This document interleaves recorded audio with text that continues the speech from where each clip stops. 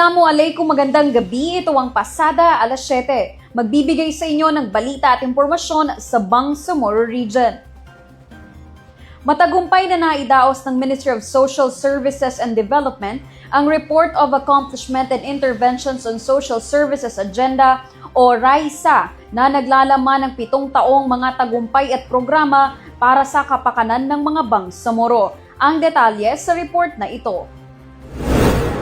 Mula 2020 hanggang 2025, nakatanggap ang MSSD ng 19,228,552,204 pesos and 59 centavos na pondo para sa mga programang panlipunan na nagmula sa General Appropriations Act in the Bangsamoro at Special Development Fund. Sa tulong ng pondong ito, libo-libong pamilya at individual sa rehiyon ang nabigyan ng iba't ibang serbisyo at tulong. Sa ilalim ng Livelihood at Family Support, tinulungan ng MSSD ang 33,427 pamilya sa programang Unlad Pamilyang Bangsamoro at 50,428 benepisyaryo sa Bangsamoro Sagip Kabuhayan. Bukod dito, 3,800 Badyaw families ang tinulungan sa Layag Badyaw program habang 5,428 solo parents naman ang nakatanggap ng ayuda sa ilalim ng Dakilang Bangsamoro. Sa larangan ng edukasyon at emergency response, nakatulong ang MSSD sa 138,505 estudyante sa programang Angat Bangsamoro Kabataan tungo sa karunungan, 111,402 indigent individuals sa B-Cares at 6,770 pamilya sa emergency shelter assistance. Dagdag pa rito, 274 pamilya ang nakinabang sa pabahay project at 19,032 individual ang natulungan sa humanitarian assistance. Para naman sa vulnerable sectors, kabilang ang 49,137 persons with disabilities sa Kalinga para sa May Kapansanan Program, 6,147 senior citizens sa Hadiya Program at 4,810 assistive devices ang naipamahagi ng ahensya. Nagsagawa rin ng MSSD ng 12,709 one-time grants, 1,710 case-managed individuals sa Kupkup Program at tumulong sa 404 CICL at CAR cases, 3,893 free birth registrations at 2,590 child development at SNP workers sa ilalim ng ECCD program. Aminado naman si MSSD Minister Atty. Raisa Jajuri na bagamat malaki ang mga nagawa ng ahensya, nananatili pa rin ang ilang hamon sa pagpapatupad ng mga programa sa antas ng komunidad. Binigyang diin din ito ang pangangailangan ng patuloy na pagpapalakas ng kakayahan ng mga kawani ng MSSD at LGUs, lalo na sa technical na kasanayan upang mas maging epektibo ang implementasyon ng mga devolved social welfare services.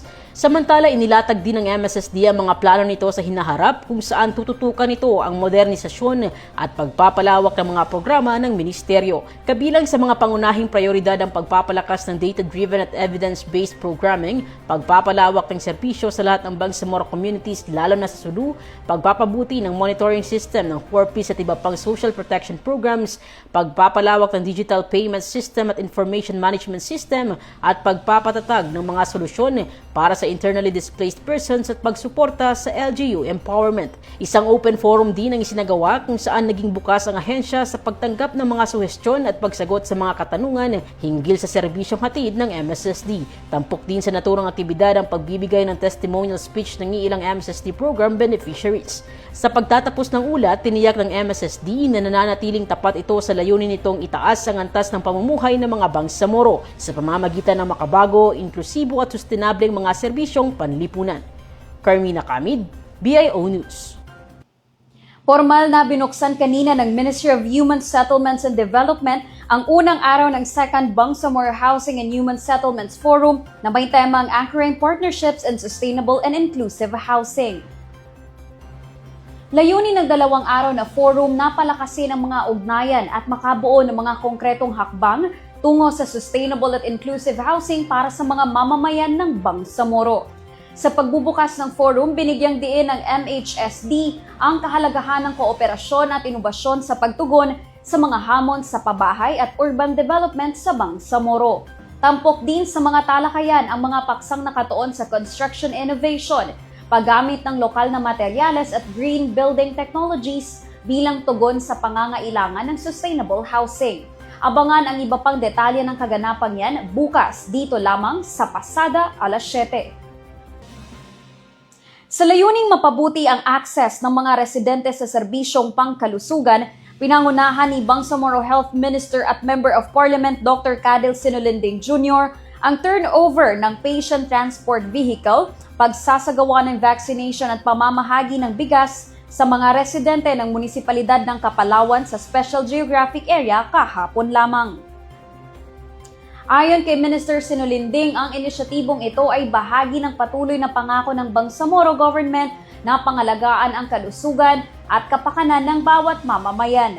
Ang bagong PTV ay pinondohan sa ilalim ng Transitional Development Impact Fund 2024 ni MP Sinulinding na inaasahang magpapabilis sa paghatid ng serbisyong pangkalusugan sa 7 barangay ng Kapalawan.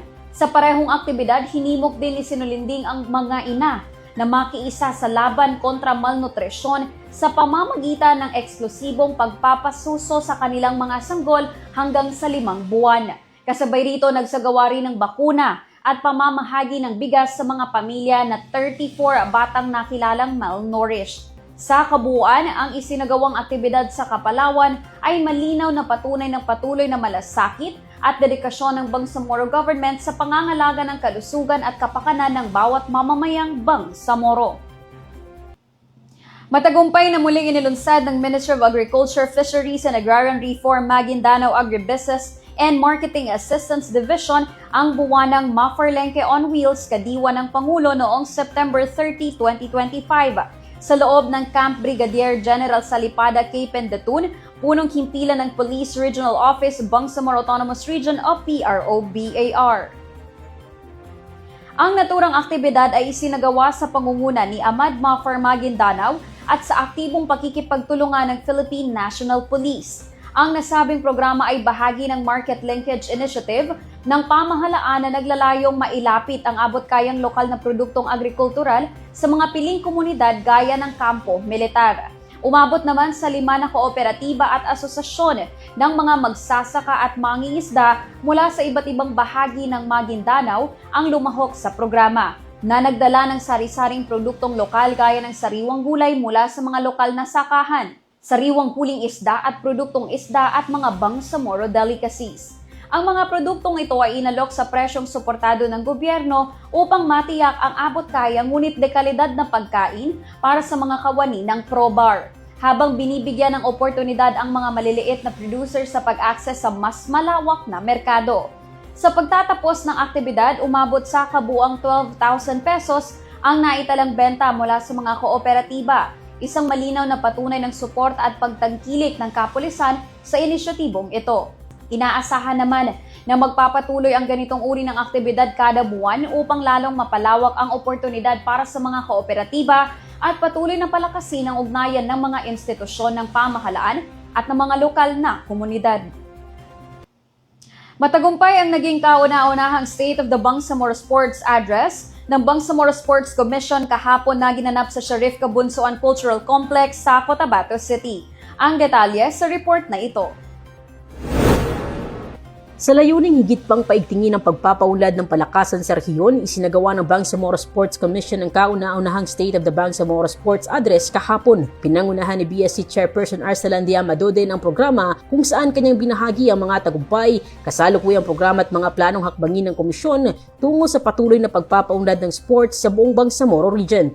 Binigyang diin Dia Madode ng mga mahahalagang tagumpay ng BSC sa sports development, training para sa mga coach at referee at pagpapalawak ng oportunidad para sa mga kabataang atleta sa iba't ibang probinsya ng BARMM. Binahagi rin ni Dia Madode ng mga plano ng BSC para sa mga darating na taon. Kabilang naman sa mga dumalo sa nasabing okasyon ng mga opisyal ng rehiyon, guro, coaches, atleta at mga kinatawan mula sa iba't ibang Bangsamoro ministries, offices and agencies na nagpahayag ng kanilang buong suporta sa adhikain ng komisyon na gawing mahalagang haligi ng Bangsamoro Development Agenda ang larangan ng palakasan. Ang SOBSA ay nagsisilbing plataporma upang ipakita ng BSC ang direksyon at mga plano nito sa pagpapalakas ng sports bilang instrumento ng kabataang Bangsamoro.